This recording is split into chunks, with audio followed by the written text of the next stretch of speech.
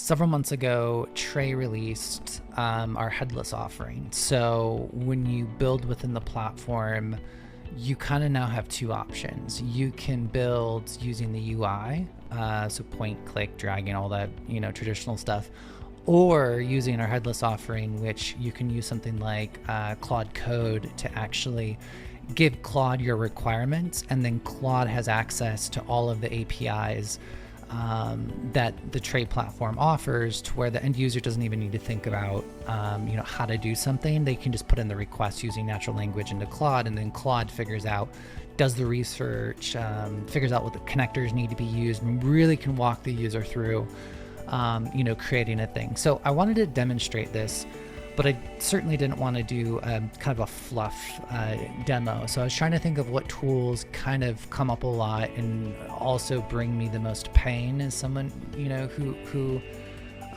builds integrations a lot. And if you're thinking NetSuites, that popped into my head. So my use case here is going to be a bidirectional sync between Salesforce and NetSuite, which is a very common ERP quote to cash type of use case. So what I've done is I've prepackaged some instructions that I'm going to give Claude. So I have these 4 different files, but basically I used ChatGPT to essentially create these kind of outline spec sheets. So this would be very typical of an integration. You would get these requests from a developer or the person who essentially wants you to create the thing.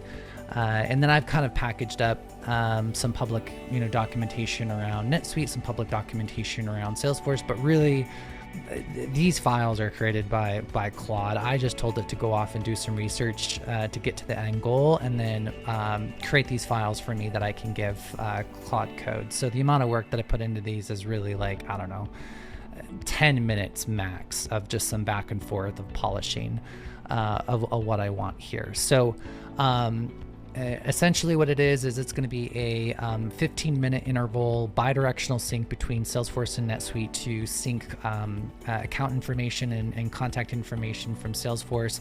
That gets translated into NetSuite customer information and contact information, and then it just checks on a 15-minute basis for anything that's been updated in 15 minutes from Salesforce, pushes that to NetSuite, and then from NetSuite back into Salesforce.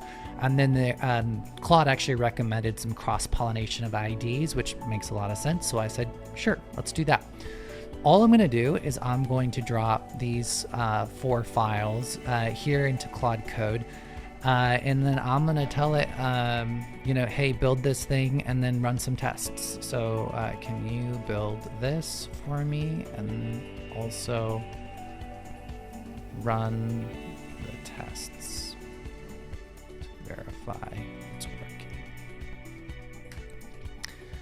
And then this should now have everything. So I've used our Claude Code plugin for Headless. So was just a couple minutes to kind of get that integrated into Claude Code.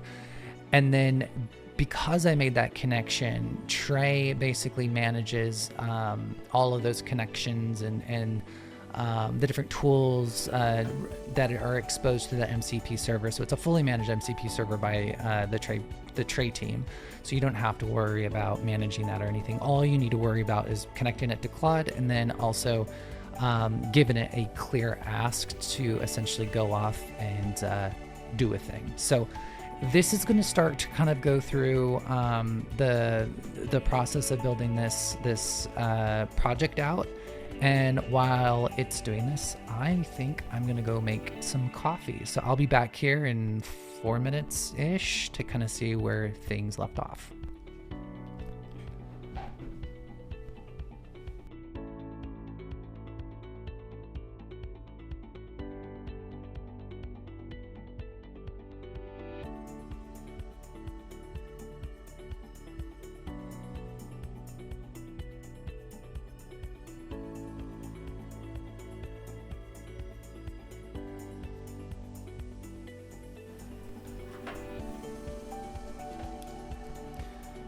All right, for anyone wondering, I'm making a French press here. So it looks like it's, where are we? 2 workflows, Both workflows look like they're created. Validating it. Okay, so it looks like it's running a test now. So both workflows are created. It popped open the logs for me, so we should be able to see the execution come through. I'll pour myself some coffee while it's running the test, and we can take a look at that.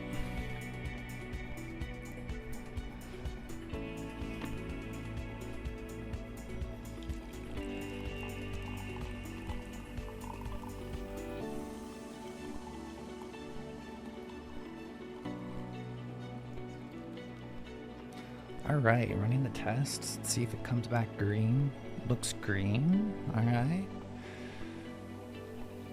And then it should pull up the logs here in a second, just so we can take a look. And I'm not touching my computer at this point. So it's basically doing everything from building the project, building the workflows, running the test through, and then now it's going to show us the logs.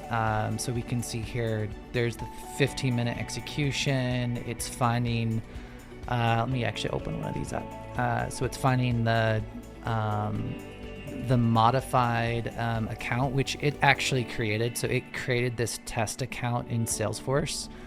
So it modified a record to kind of fit within that 15-minute window. It found it in the workflow, upserted that record into NetSuite. So it was called QT demo account. Looks like there's just like the date in there too.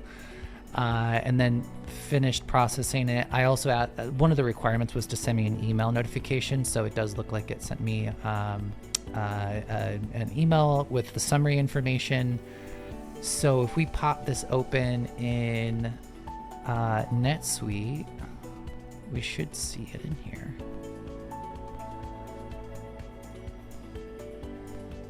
And there it is. So that's it in NetSuite. And then of course, it's going to be in Salesforce as well.